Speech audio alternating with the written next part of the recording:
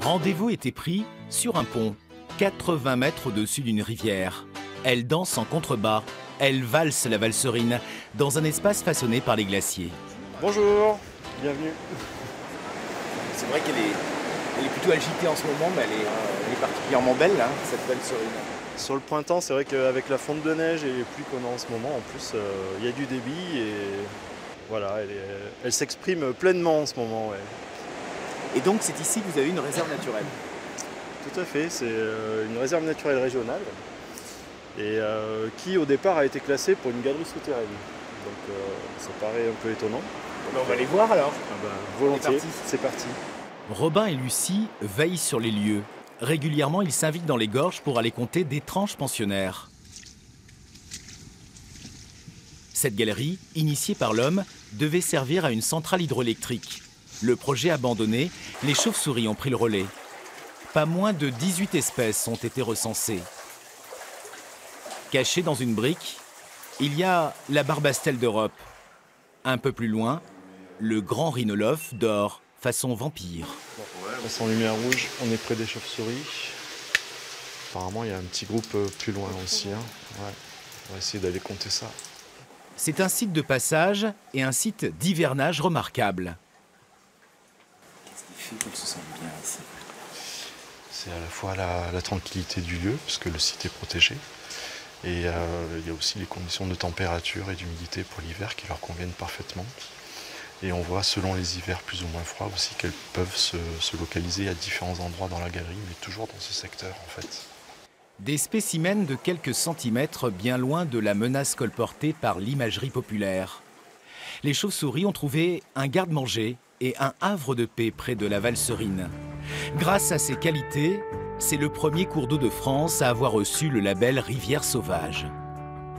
Didier Marinet est accompagnateur en montagne. L'été, il guide les touristes en direction des eaux vives. Il leur réserve un beau spectacle naturel. La rivière va disparaître brutalement. Qu'est-ce qui se passe ici en fait? On est sur le lieu des pertes de la valserine, l'endroit où la rivière a creusé ce canyon qui se déroule sous nos pieds là. Et elle va traverser cette table de roches calcaires pour ressortir un petit peu plus loin.